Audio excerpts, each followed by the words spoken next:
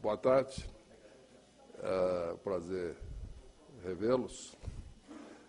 Eu gostaria de, então, anunciar que aceitei formalmente o convite da presidenta Dilma para a presidência da Autoridade Pública Olímpica.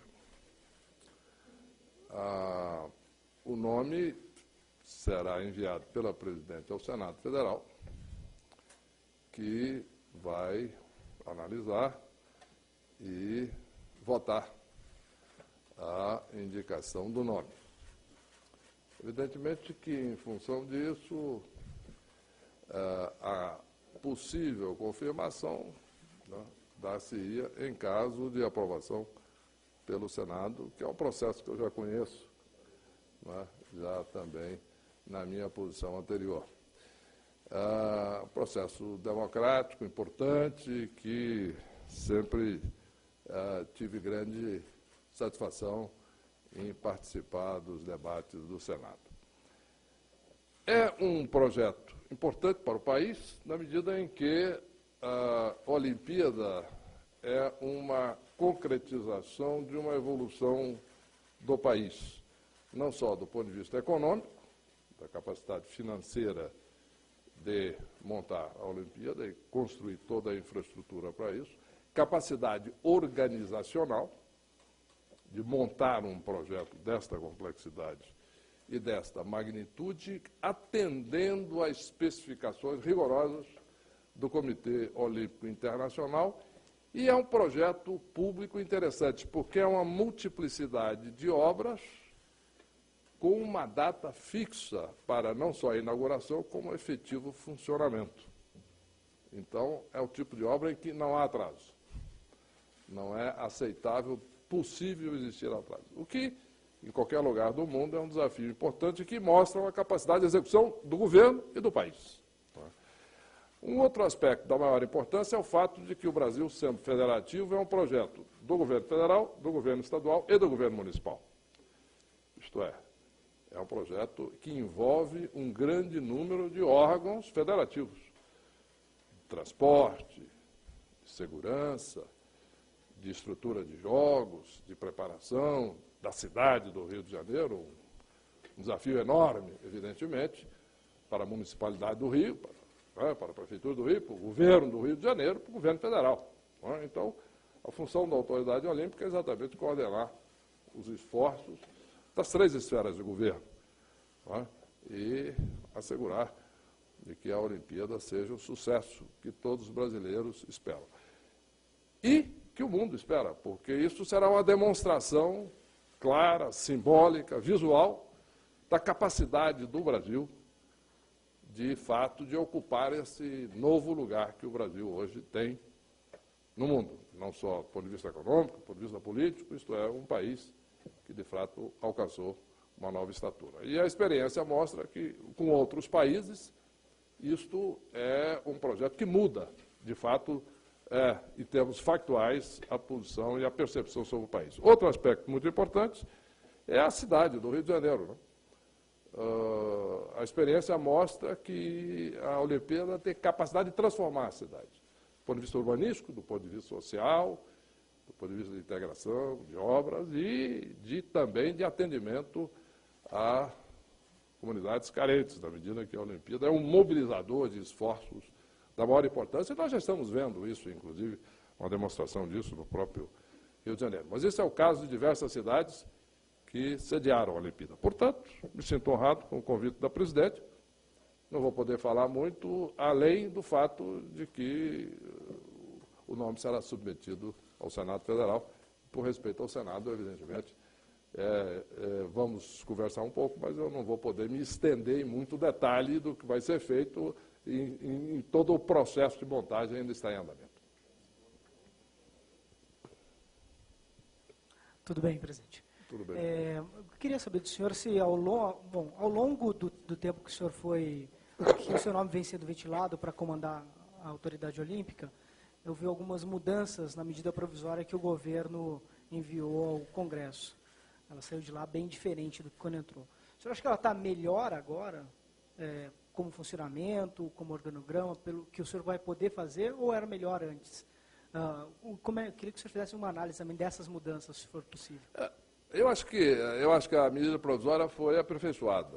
Eu participei de muitas das discussões, né, referentes à evolução e aprovação da medida provisória. Eu acho que ela foi, sim, ela foi aperfeiçoada e ela coloca a Autoridade Pública Olímpica num lugar onde ela, de fato, deve estar, que é uma coordenadora dos esforços e dos trabalhos das diversas entidades federativas, né, um fórum de discussão e aprovação da carteira de projetos olímpicos e depois de monitoramento, e um dado da maior importância, que é, evidentemente, a entidade que vai estar sendo a interlocutora principal com os órgãos federais que estarão envolvidos no projeto, e, evidentemente, existe uma questão muito importante, porque os recursos federais serão muito importantes nesse projeto. Portanto, foi uma evolução positiva, não há uma mudança substancial. Se você analisar as duas propostas de medida provisória, na realidade, são pequenos aperfeiçoamentos, a essência é exatamente a mesma. Presidente, boa tarde. Breno, da Folha de São Paulo. A gente vem observando uma demora da presidenta Dilma Rousseff, enfim, de definir as nomeações de segundo escalão para cargos estratégicos. A APO, na prática, são 181 cargos, né? Enfim, na prática, é um novo ministério dentro do governo, com uma atribuição muito estratégica e com uma movimentação de recursos muito grande, que evidentemente atrai disputa para a ocupação desses cargos. Eu queria saber duas questões. Primeiro, o prazo que o senhor, enfim, definiu com a presidenta Dilma para, enfim, preencher esses cargos da APO, e como que vai se dar a definição disso, enfim, se o senhor está preparado para pressões, inclusive do seu partido, PMDB, para ocupar alguns cargos aí na primeira linha da APO. Em primeiro lugar, é importante mencionar que a indicação do nome do presidente da APO ocorre nesse momento por uma razão muito simples. Né? Por que não ocorreu? Alguns me perguntam por que não ocorreu em dezembro, em novembro, ou seja, no começo de janeiro, por uma razão muito simples. A APO foi aprovada, a medida provisória foi aprovada agora. Então, a Constituição, na realidade, da APO, ela agora sim está definida. Evidentemente, tem ainda um processo ainda para terminar, ainda em diversos níveis da federação, para completar o processo. Mas, de qualquer maneira, somente agora se pode definir, inclusive, qual é o cargo. E, portanto, somente agora que foi feita esta formalização e aceitação do convite. O segundo aspecto muito importante é a questão do preenchimento de cargos. Quer dizer, esta questão de pressões políticas, etc., isso é normal, isso acontece em qualquer esfera de governo, em qualquer lugar do mundo, mas, evidentemente, eu tenho já uma certa experiência e tradição nisso, já depois de 8 anos no Banco Central, onde, na medida em que existia um desafio importante, estratégico, técnico para o país, nós pudemos administrar dentro de critérios rigorosos da escolha dos melhores profissionais para as diversas áreas. Por quê? Porque este é um projeto, de novo, desafiador. É um projeto que tem um prazo determinado e muita complexidade. Então, os profissionais terão que ser profissionais de qualificação técnica e de gestão de primeira linha e em condições de entregar a obra no tempo e nos prazos indicados. De novo, dentro da responsabilidade da APO e depois os diversos, olhando e trabalhando junto com os diversos órgãos da federação que vão estar executando as obras, seja do governo federal, do governo estadual, do governo municipal. Presidente, Paulo de Tarso Lira, do Valor Econômico. Queria fazer duas perguntas para o senhor. A primeira, o governo está estudando incluir em alguma MP em tramitação do Congresso sugestões de alteração da lei de licitações para agilizar as obras da Copa e da Olimpíada. O senhor está acompanhando essa discussão, uma flexibilização maior da lei 8666, e lá no Congresso foi sugerido o nome do deputado Eduardo Cunha para integrar essa comissão. O senhor acha que isso pode gerar algum tipo de constrangimento por problemas passados do deputado com o governo? Essa seria a primeira pergunta.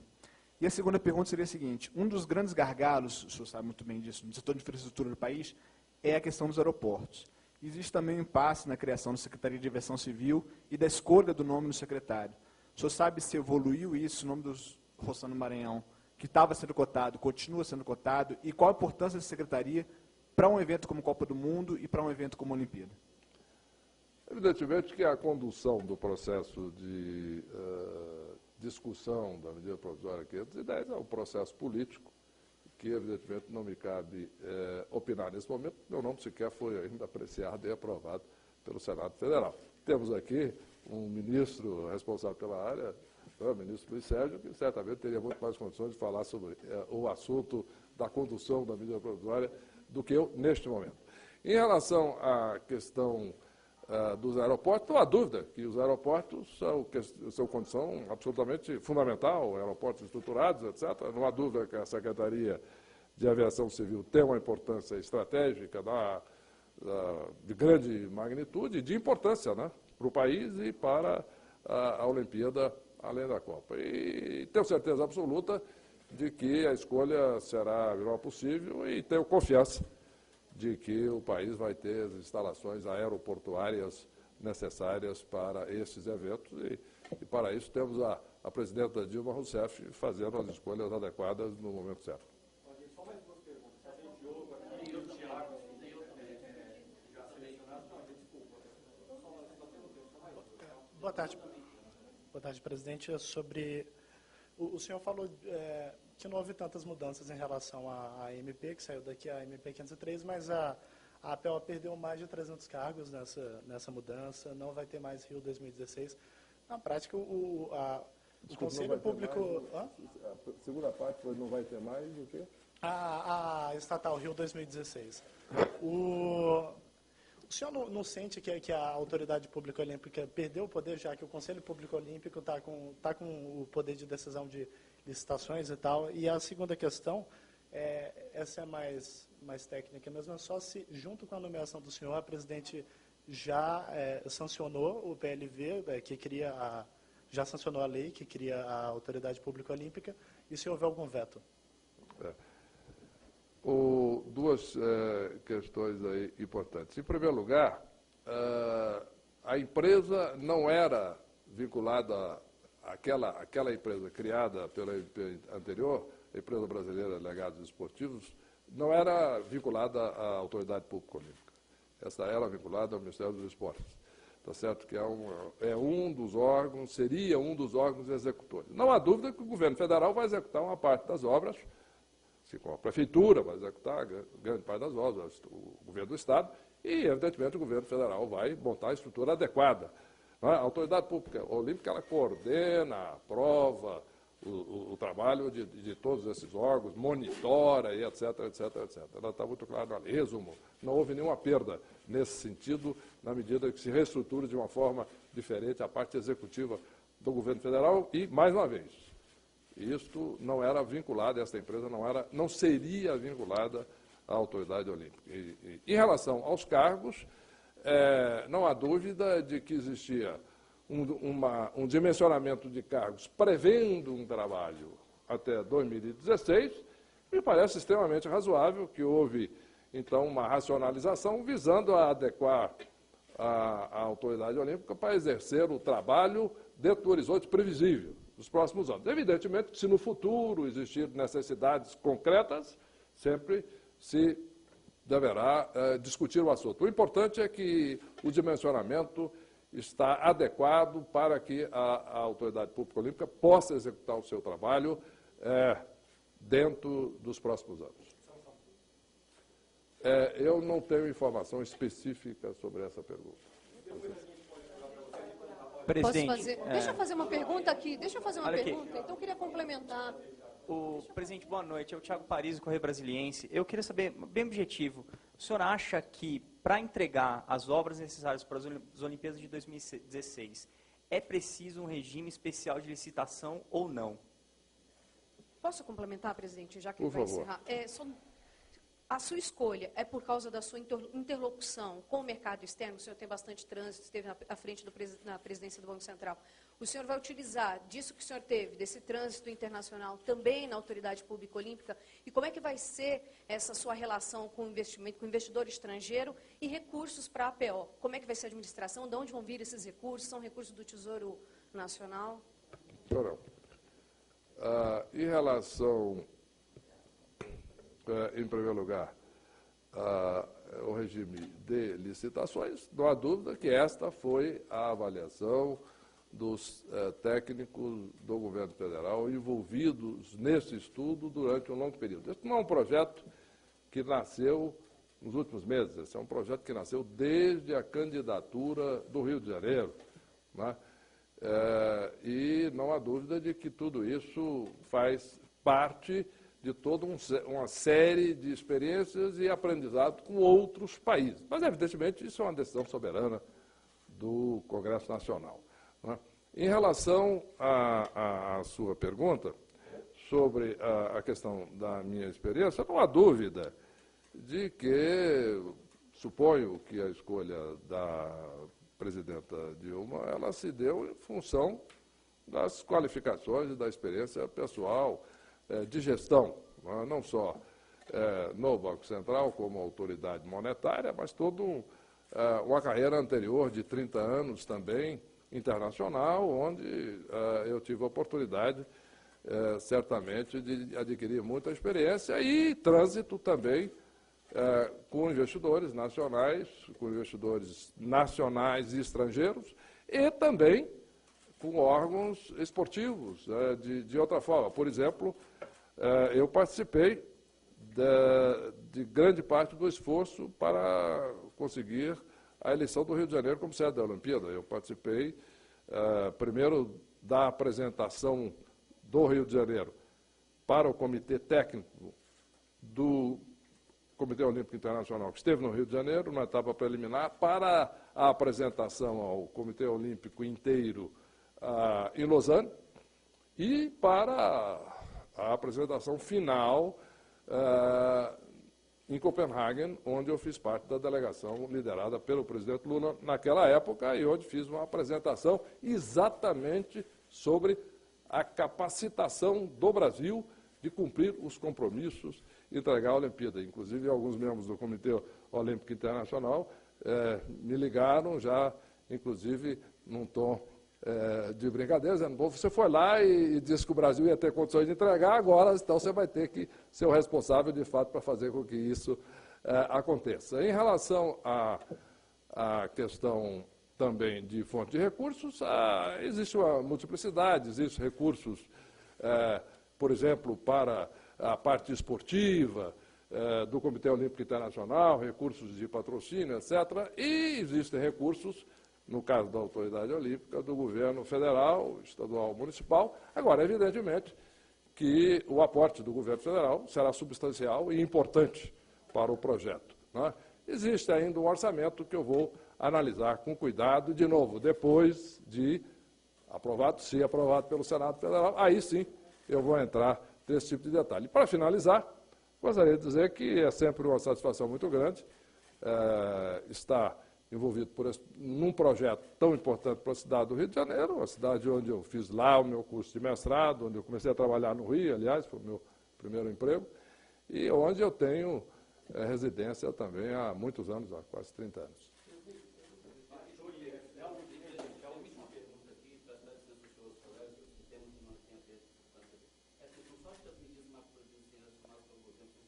Desculpe, o que foi? Você falou tão rápido, não... Calma, pode falar.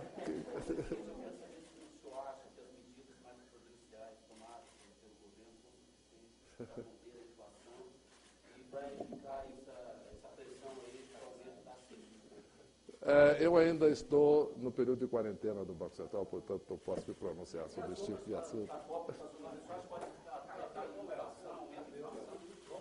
Obrigado.